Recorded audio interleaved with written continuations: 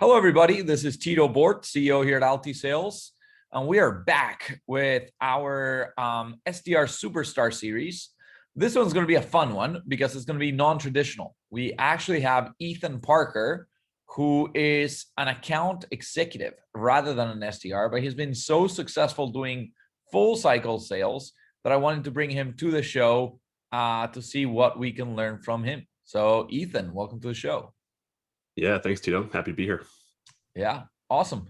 So one of the things that I want to start with, just getting straight to it, is give the audience some context. Where do you work at? What is the average deal size? What are your sales cycles? What are the personas you're trying to reach? Just so they can understand that, you know, the tactics, ideas, and advice we're going to be sharing might not apply to everybody. It might be more specific to a certain segment. Yeah, love that. Context is everything. So I work at a company called Brandcast. We're a visual no-code digital experience platform. It's built for sales and marketing teams. So essentially, the problem we're solving is, speed to market of content and without having to involve your dev team or an agency, et cetera, so they can do it all themselves. That's the quick pitch on what it is we do.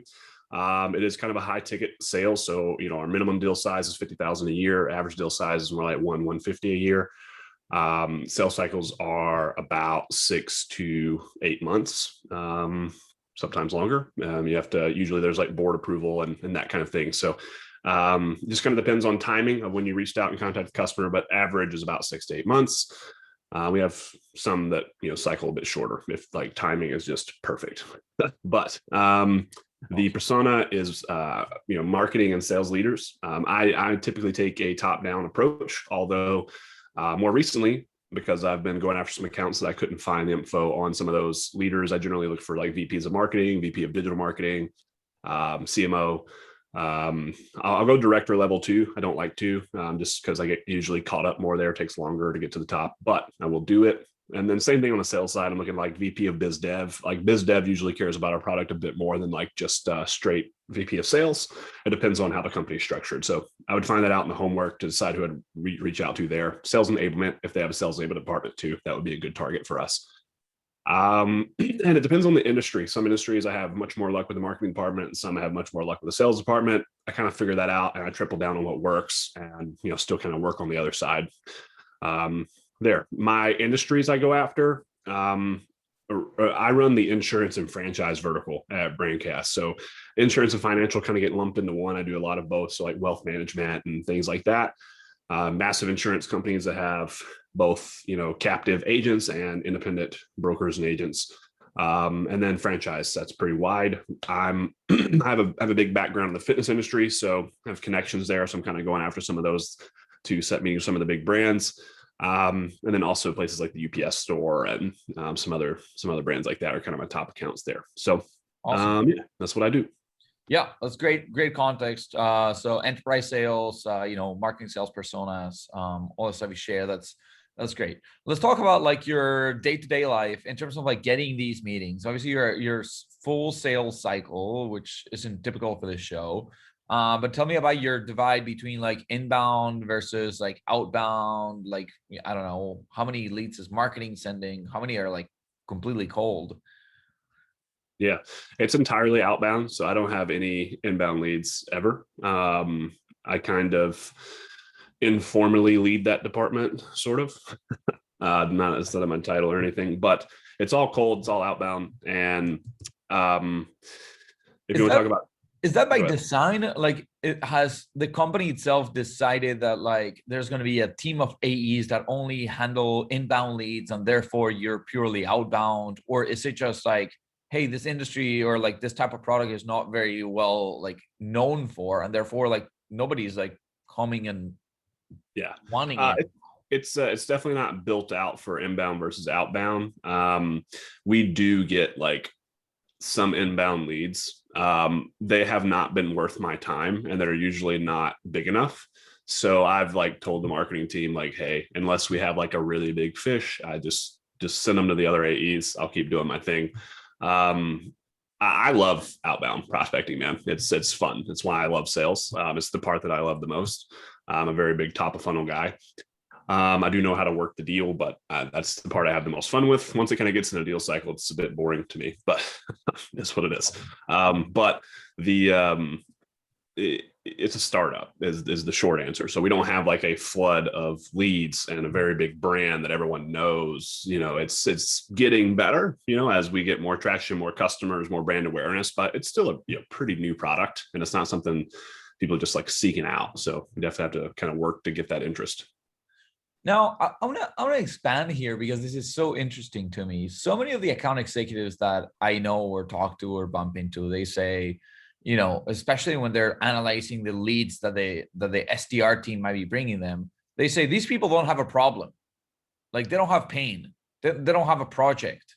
Why are you booking these meetings, right? Which sometimes like we talk about the difference between inbound and outbound. Like when it's inbound, they have a project, they're coming wanting to talk to you. When it's outbound, you call them, they didn't call you. So how do you see a difference between how you would approach those meetings? Like how are you being so successful with purely outbound? What do you try to do in that first call? I don't know. Like, Yeah, I would say it has a lot to do with like the messaging and like how you book the meeting. I think little things like that get overlooked. That's why like all the big data out there that, Gong publishes this, SalesLoft publishes this. There's no context around anything but just like hardcore numbers. And there's always more to it than that. I'm a big numbers guy, big fan of making data-driven decisions. But like, I think a lot of my success is that I don't set meetings with people I know don't need a meeting. If I get on the phone with you and like we talk through some things and I realize this is not a good fit, I don't want to waste my time or yours or like mess up my win rates. So I'm not going to book the meeting. Like there's plenty of fish in the sea. If you don't need this right now, I'm not here to fucking bother you. Like I'll circle back in 6 months when you might. Like, so like timing matters. And that's what I look for when I set the meeting is like, you do have a pain, you do have a deadline, you do have this thing you'd like to change. And if we can establish that, then let's chat. And if we can't, then there's no reason for us to chat. okay.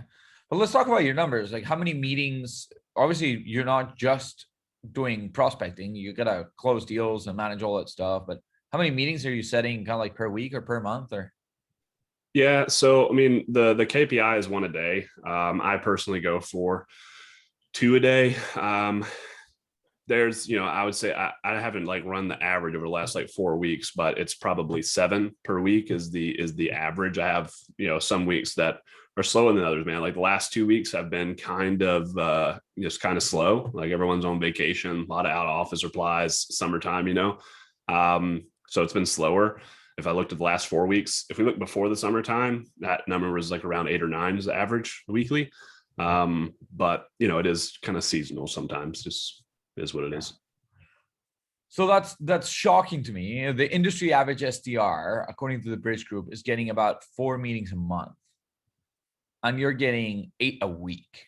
And you're not even doing this full time. So you are doing the work of 8 SDRs, full-time SDRs, as part of like one of the things you do for your job, which is absolutely incredible. So I want to dive deeper into like, how is this even possible? And you're also saying like, hey, I'm disqualifying people who wouldn't need what I have. So it seems like you're not just trying to book any meeting. And despite that, you're doing the work of 15 people on your own or whatever, or 8 people, right?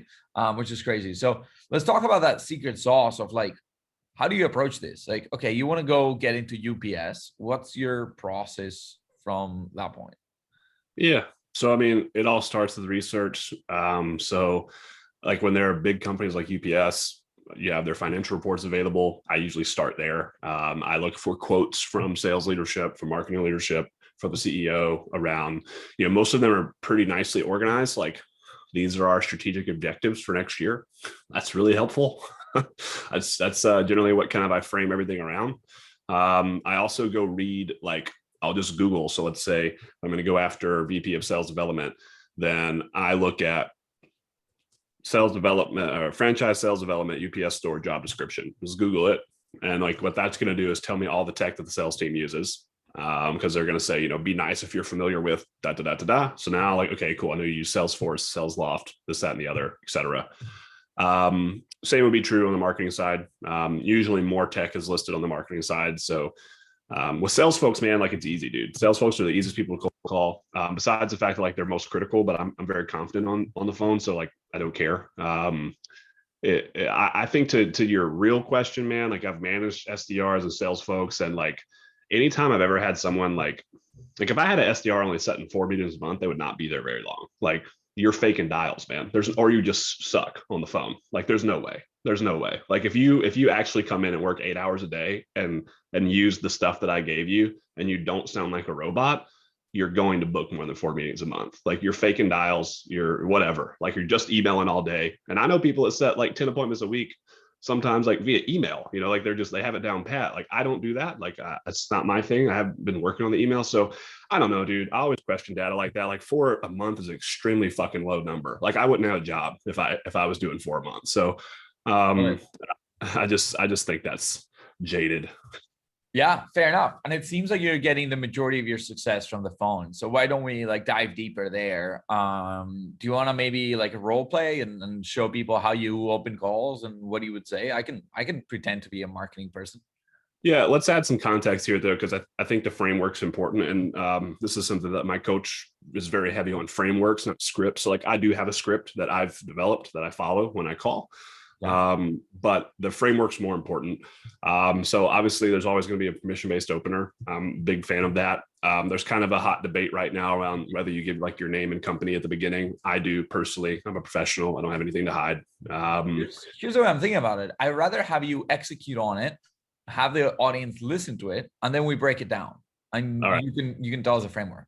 Just Cool. so people understand like how this feels. I want them to get the feeling if you're okay with that. Sure. Yeah. Cool. So ring. hello, this is Tito. Hey, Tito, it's Ethan Parker over at Brandcast. How have you been? Good. Do I know you? No, Tito, we've actually never spoken before, and I know you weren't expecting my call this morning, but you mind if I just take 30 seconds to explain why I'm calling, and you can let me know if it makes sense for us to chat? Fine. Sweet. So the reason I called you, Tito, is I've been doing some research on Green Shield, and most of the insurance orgs that I work with and marketing leaders like yourself are pretty focused on one of 3 things. First is risk management. So how can we scale content production while maintaining brand compliance? 2 is increasing win rates. Mainly, like how can we stand out from the noise in the sales cycle, make it easier for prospects to buy? And 3rd, demand lead gen. So how can we get more personalized with our national campaigns with limited time and resources? I'm just curious, Tito, are any of those 3 things on your radar right now? Yeah, I mean, all 3. That's what I do for a living. Fair enough. So Tito, typically, like what you're going to see with, let's break one down at a time. If we look at the risk management piece in terms of your agent and broker content, you typically have some type of portal where they can log in and maybe pull some PDFs or PowerPoints, JPEGs, like little ads. Is that what you have going on, or something more advanced, or nothing at all?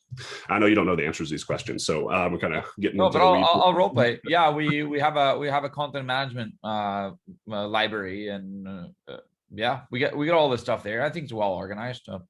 Yeah, well, with that content library management system, what I typically hear is from leaders like you at the corporate office. Like sometimes Joe Blow, agent in South Carolina, is going to pull that ad image that you whipped up in the library. Then they download it. They kind of make some edits to it and run with it. And like, you're kind of happy they're trying, but it's not always on brand. And sometimes it breaks compliance even. Does that ever happen? Not as often actually, but hey, I'm like so busy today.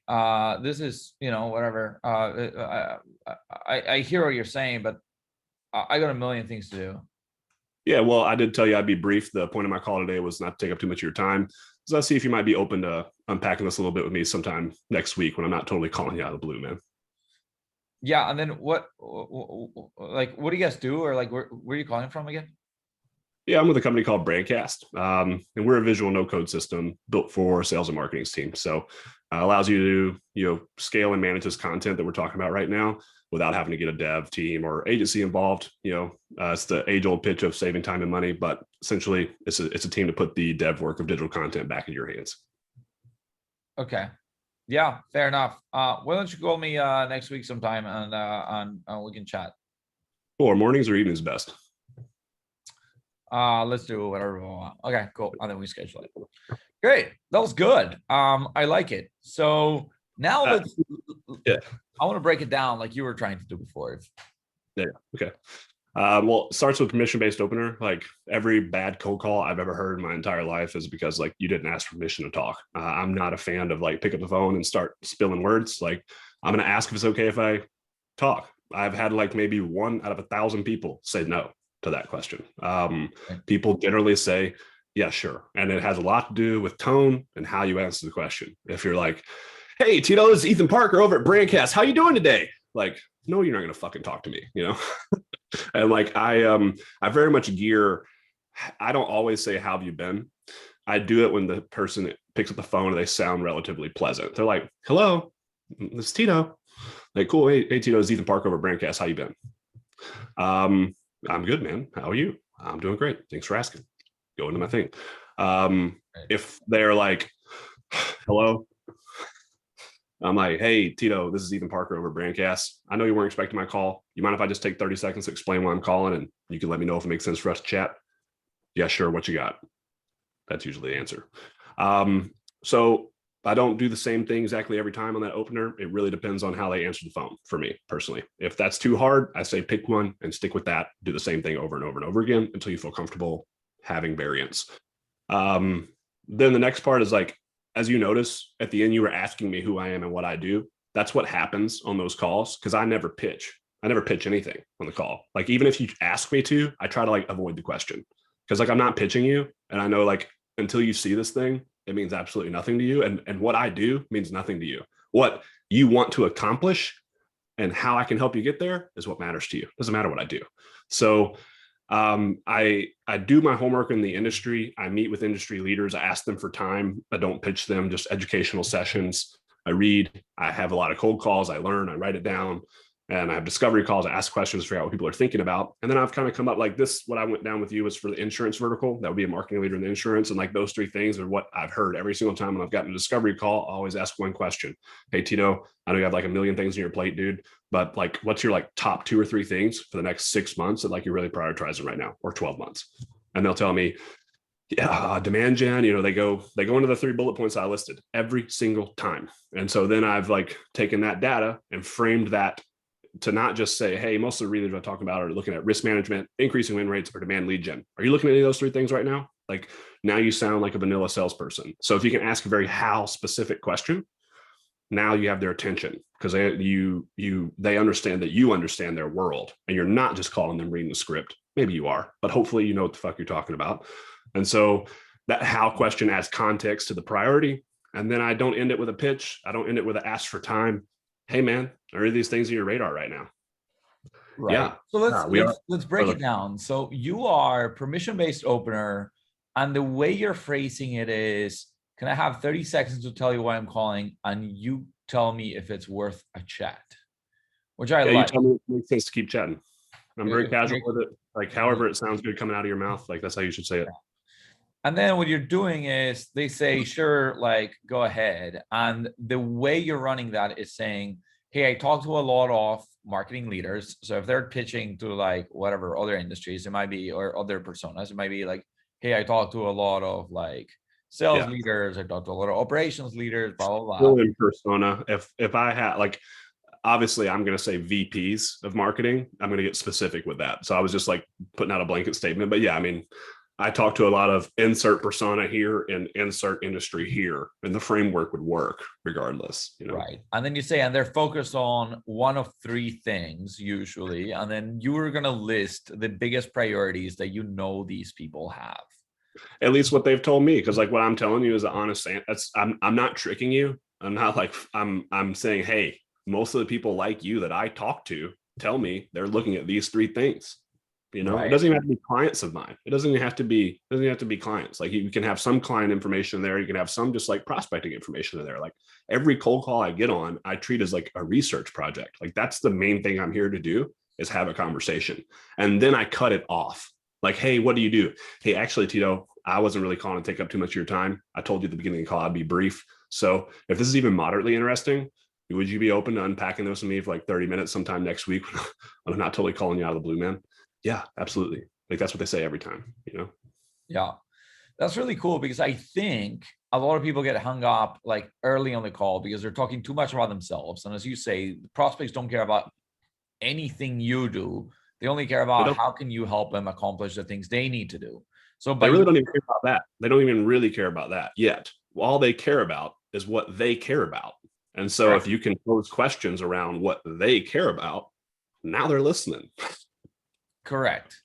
So you're approaching this thing as if you're like a consultant that's knowledgeable and you're just coming to give them like for some free ideas. I'm gonna charge Yeah. you for this. Like, what are you focused on? And cool, people who are focused on that tend to.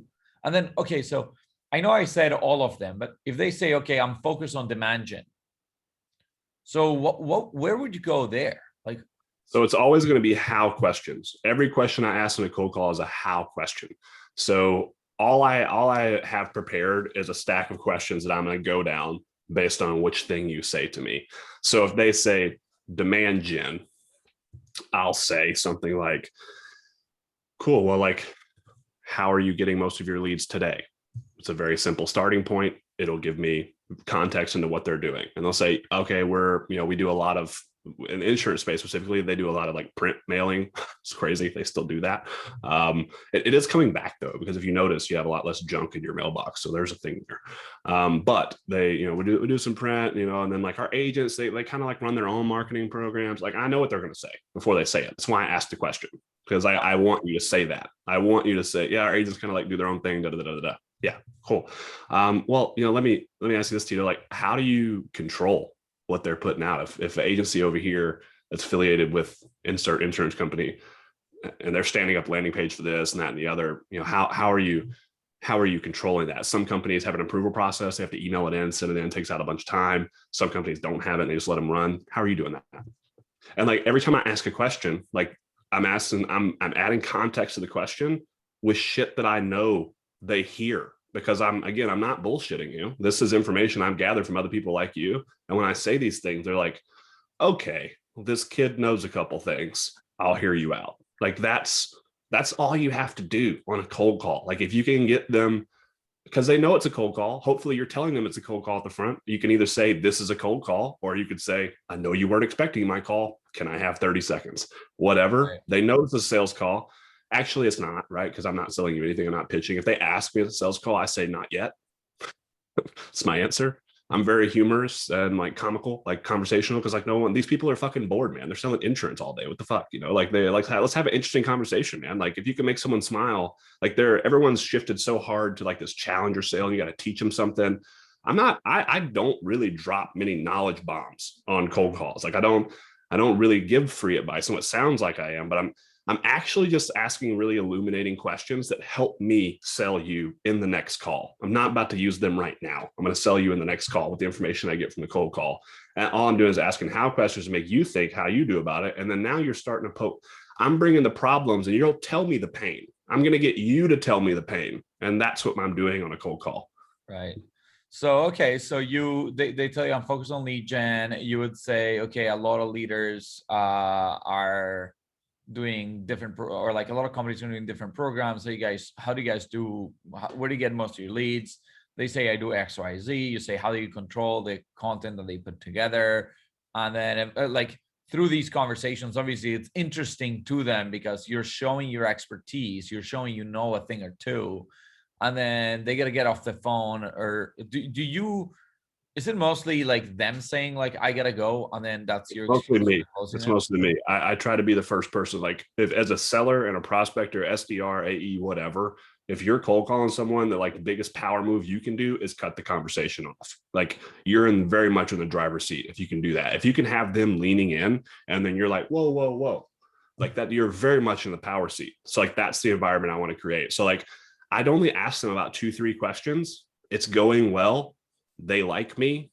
Like, cool. Hey man. Well, I tell them why I'm calling after asking some questions like, hey, but I don't really pitch. I just say something like this. Well, hey Tito, like, it sounds like I have something here that could help and lines up with what you're thinking about right now. But as I promised earlier, my goal here today wasn't to take up too much of your time. Are you open to unpacking this with me sometime next week? when I'm not totally calling you out of the blue. And I chuckle like that. You'll notice if you play this back, I chuckle every time I say that because it's automatic. I do it every time on the phone. Like I chuckle. And so they're like, yeah. They lean back, they relax. Like, yeah, cool. Let's talk next week. And I always say next week. I never say tomorrow. I never say later today. I never say Friday. I always say next week. Sometimes they pull it closer, but I always push it out because again, you like commission breath is what they can smell it and hear it. And like, I don't want that. So I'm like, hey, sometime next week. I'm not totally calling you out of the blue, man. And they're like, yeah, that sounds good. Now tell me about more of the details, because this is seems like you're being so successful, but a lot of people see, like in the SDR world, like the further out you book it, the lower your chance of people actually showing up to the meeting. I have 100% show rate in the last 5 months. 100%. Cool. So let's unpack that. What does your calendar invite look like? Like, is there an agenda? Is there anything, or what does it say? Doesn't say anything. It says Tito/Ethan-Brandcast. That's it. No agenda. Nothing's in there. No message from me. I don't send any reminders. I don't call you. I don't email you. I don't text you. I email you about 5 minutes before the meeting. Hey, Tito, to make it easy, here's that Zoom link. Looking forward to chatting. That's what I do. And 100% of people show up. And 50% of those people say, I'm so glad you emailed me because I totally forgot. You know, like, but I don't send reminders. I don't do any of that. There's nothing in the calendar invite, just my name, your name, and the company. That's it. That's cool. Love that. Once they show up, obviously you have some data that you collected on call number one, but like, what's your approach? What are you trying to do in that first meeting? Do you book it for 30 minutes, for an hour, for an hour and a half? I don't know. Yeah, it depends. Like sometimes the calls go really well, and I'll just be very transparent. I'll be like, hey, Tito, usually I set up a 30-minute meeting because like I don't entirely know if this is like a fit or not, but it sounds like you and I are kind of jiving here. Are you opposed if I make this like a 45-minute or 60-minute meeting so we can just go ahead and knock out discovery, demo, the whole thing? I won't like not tell you pricing. We'll just get right to it. Is that cool with you? Yeah, let's do that. Or, you know, like if it's just like mediocre, then I'll just schedule 30 minutes. Okay, so you're asking them that on the cold call? Is that what you're saying? No. Not all the time. Only if like this, I guess we're getting into like more advanced selling. Like I have a lot of reps. So like not reps under me. I have a lot of at-bats. Like I do this a lot. So a lot of my decisions I make on a cold call are in the moment. And like I have my script up entire time, but my script only extends to that opener. That's it. Everything else is off the dome. And it's because I'm engaged with you in this conversation. And also like I make my blocks by persona. So like I do calls and blocks by persona. So I'm going to call VPs of marketing at insurance companies only for the next hour. So it's the same conversation over and over and over. I don't have to shift gears. I don't like go from calling marketing leaders to sales leaders and back and forth and back and forth. Like the more time you have to shift gears, the more your brain gets bogged down. It's like, I don't do that. So I'm calling the same person over and over. It's the same conversation over and over. And I just feel it out, man. EQ. I just feel it out. If this is like, this dude's really fucking cool, we're having a good chat, or girl, I'm going to be really like transparent at the end. Like, hey, you know, typically I'd book a 30-minute meeting because like it's easier to get you to commit to 30 minutes, but it sounds like we actually have some like aligned goals here. Are you opposed to an hour-long meeting so we can just kind of knock out everything in the first one and kind of speed up this process? And you know, I know your time's just as important as mine, and you know, you're not trying to waste it. And if you know 30 minutes of the call, if this is like totally not a fit, we can just like stop there. Is that cool by you? Here's what I was trying to get to though, like, which is by default, your meetings are 30 minutes. Yes. Like usually. So like the majority will be there. Okay, cool. You ask these questions, you get the meeting, you're not really sending too much of a confirmation process or anything like that. Just 5 minutes before, hey, here's a link to the meeting, you're looking forward to chatting. And then they show up. What's your goal in that 30 minutes? Like, do you consider that to be like discovery and like everything you do is ask questions, or do you show, is it a quick demo as well? Like what's your flow? Yeah. So this should be built out based on your prospect. So like, what do prospects hate? Getting a call from an SDR only to get set up on a meeting, maybe with a 15-minute with an SDR where they get little to no information. It's then passed to an AE for a 30-minute meeting, this discovery, where the AE asks you all the same fucking questions the SDR asked you because like that handoff is shit. And then now we're going to schedule another meeting. And so like 3 weeks from when you originally scheduled the appointment, you're finally getting a demo, you're finally getting pricing, and we don't even know if you like this thing yet. And pricing is a deal breaker. So like if price is going to break the deal, I want to know now. So I talk about price and decision-making process on the first call every time. And I said, when I set the agenda, so like to answer your question, I set the agenda. I ask one question first before I get started, always. Like it's a little bit of, 2 minutes rapport building. What part of the world do you have? And that's an easy one to start with right now because everyone's working remote. Like, just shit. If I find out they have kids, I have kids. I like sports. Like whatever. Just a little bit of rapport. And I say, hey, Tito, like I know that you probably get hit up by like hundreds of salespeople every day, someone in your position, and you probably don't even remember talking to me. Wanted to give you a little bit of a refresher. I called you and I said da da da da da, and we talked about da da da da da, and then we set this meeting. Just kind of, I know you're busy, but Tito, I want to ask, like, because I ask everyone, helps me get better at my job. What made you take this call today?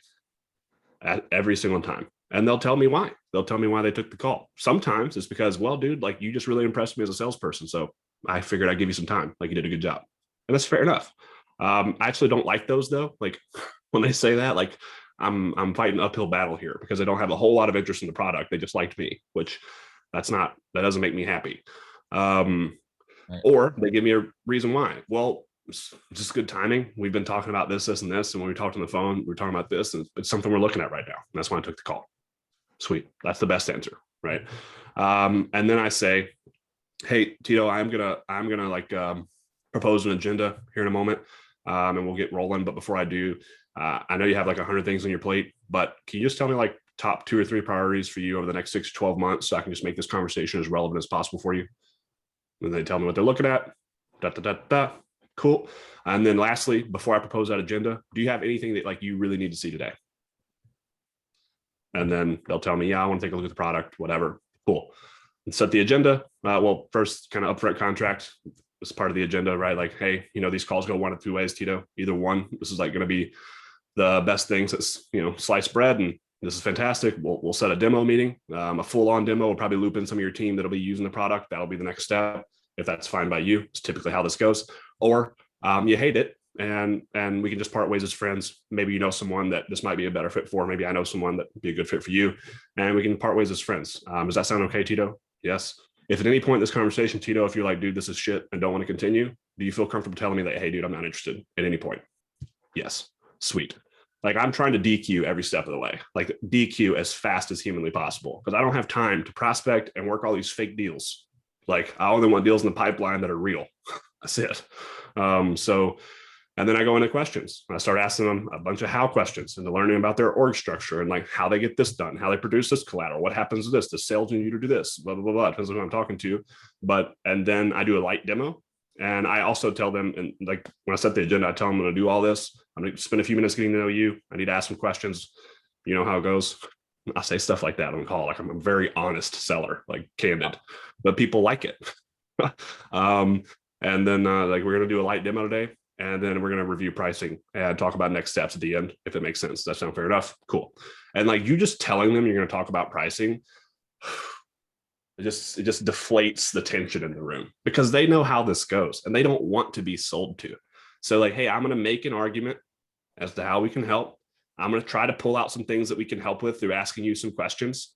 And then I'm going to show you the product. And then I'm going to talk about pricing. And if the pricing to you makes sense for these problems that you have, and it's intense and frequent enough, then we'll move forward to the next step. And if it's not, there's nothing I'm going to fucking say to you on this call that's going to change that. So just be honest with me and don't waste my time. Yes. We good, Tito? Let's go. Yeah, I love it. I'm on the same mindset too. I say you got to talk about pricing. And obviously, like for many of these, the pricing will depend on their usage, the number of users, blah, blah. How do you approach that? Do you just start with like, what do you think is going to be like a reasonable like ballpark? I tell them what I actually think. I don't try to frame it in a sales way. I take my perspective out of it. I'm trying to give you the best information possible. So what I do is say, hey, Tito, our packages start at $50,000 a year.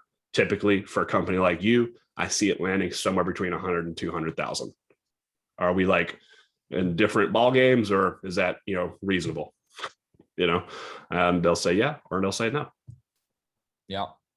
Cool, man. This has been so interesting because I think for the first time in the show, we're really not only looking at how do you set up the meeting, but you're doing such a great job in asking those how questions during the call, trying to understand a little bit of their process. And then I think Josh Braun calls it poke the bear, right? Like they expose a little bit of ideas and you're like poking how different organizations execute. You know what world-class looks like, which is your product. And then you know how they can potentially be doing it. Like people are just like throwing content out there with no guidelines, and they're breaking all the brand stuff. Like you're digging. I would say, and like if my boss watches this, they might like kill me. World class looks like you have an infinite amount of money, and you either just have this massive agency that is you tap into and they spit this stuff out for you, done, and you don't do anything, right? Or you have your department has a massive IT team that can code up stuff for you so fast, and like you don't have any problems with stuff I'm talking about. Cool, this isn't for you. And I say that like think TV commercial. That's how I handle the cold call. That's how I handle discovery. That's how I move it along. This is where you're at, current state. This is perfect world scenario.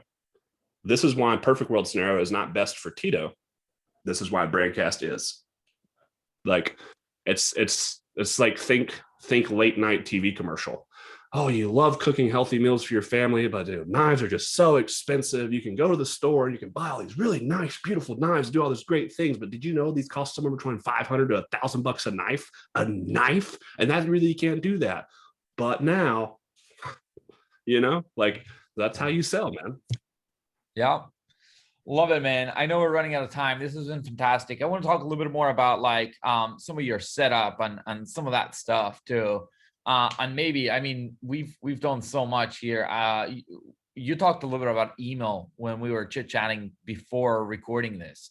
If you have some like email stuff you've sent, we're not going to have too much time to discuss it. I'm happy to give you a minute to like give us a framework or something. But then maybe if you want to send me some screenshots, I can put them below the video here on LinkedIn. This gets posted both on YouTube, the podcast, and then my LinkedIn stuff.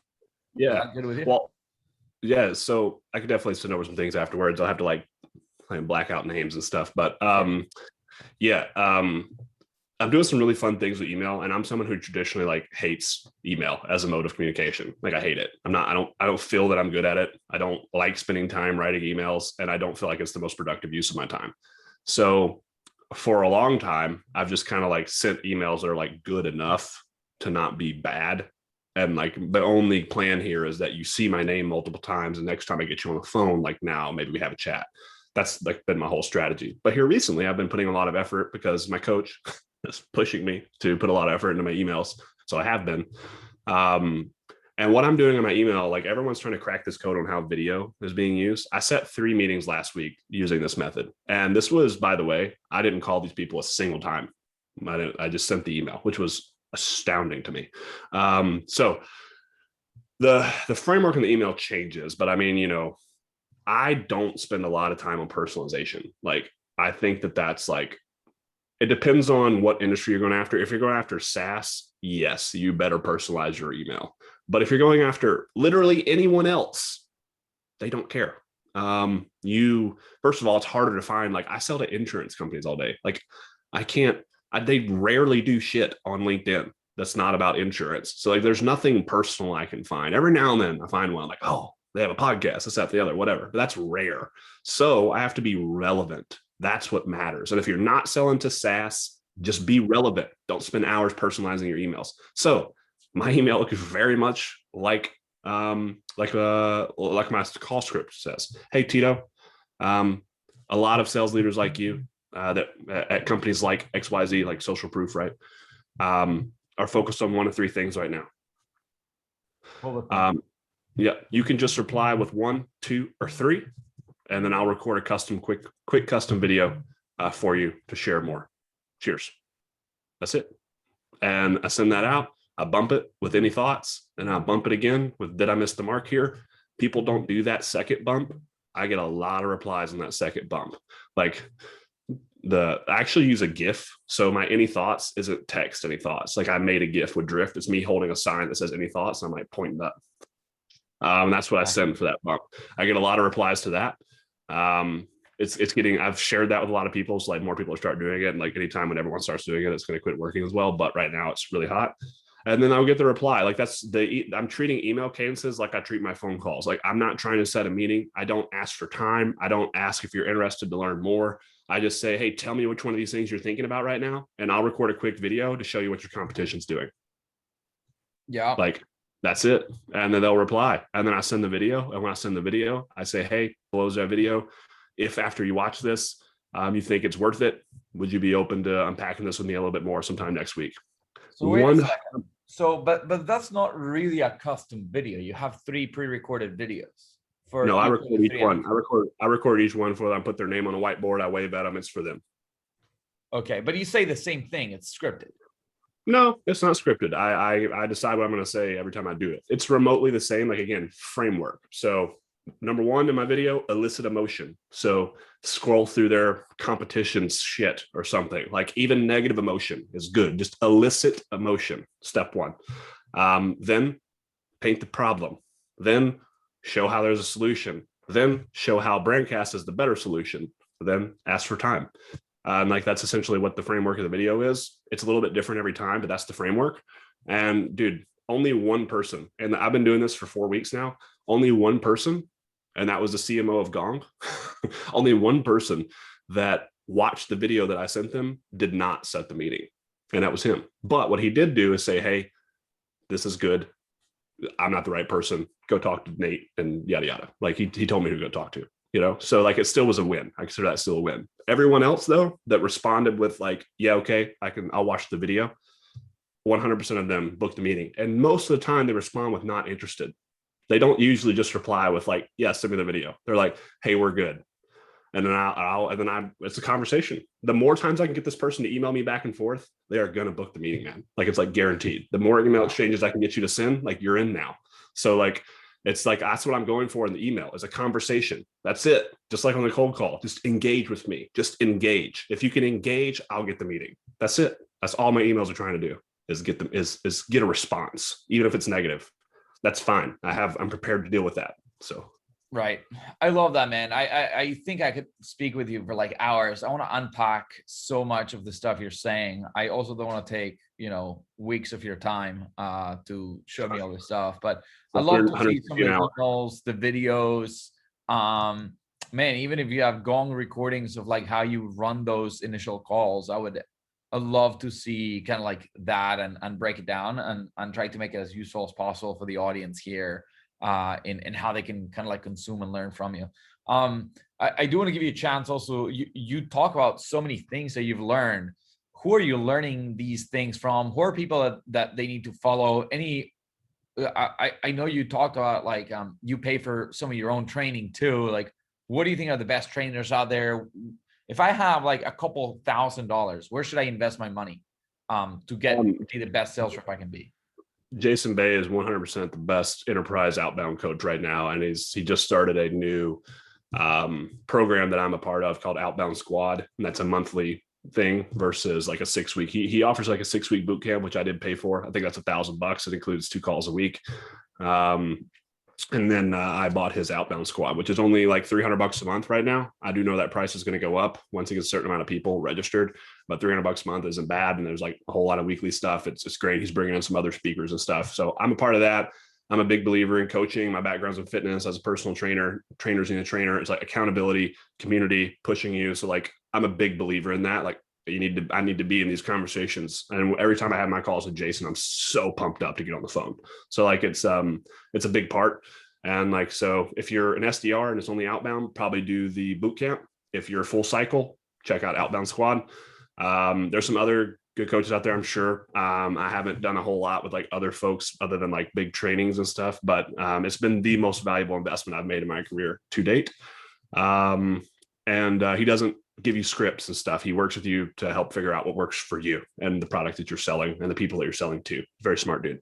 So that's number 1. He has a podcast too. It's free. It's called Blissful Prospecting. He's on LinkedIn, puts a bunch of free stuff out on LinkedIn too.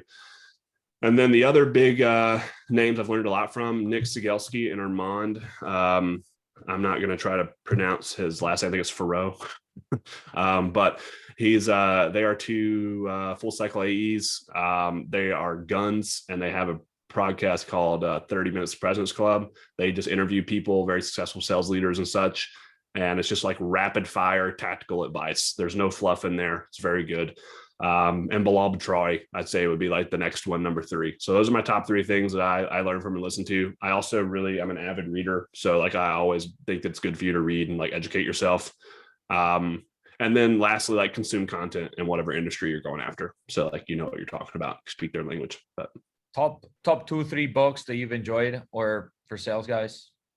I like the Challenger sale. Just don't go overboard. Like don't get away from relationship selling. That book kind of paints a picture. I actually think the best recipe is a combination of the relationship seller and the Challenger seller. That's what I am. I think like that's the way to go. But whatever. Check out the book.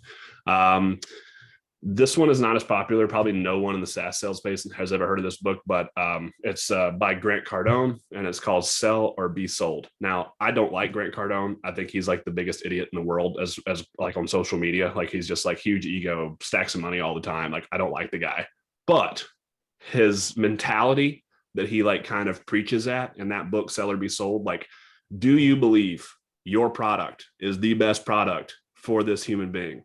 Yes. And if you don't say yes there, you shouldn't be working there. Okay, cool. Do you believe if this person leaves, they're going to buy a less quality product from someone else and be disappointed? Yes. Well, then you did this person a disservice if you let them walk out that door without setting the meeting or whatever the case may be, right? So just like the mentality that book kind of built to me. I read that very early on in my career. I used to be in door-to-door sales.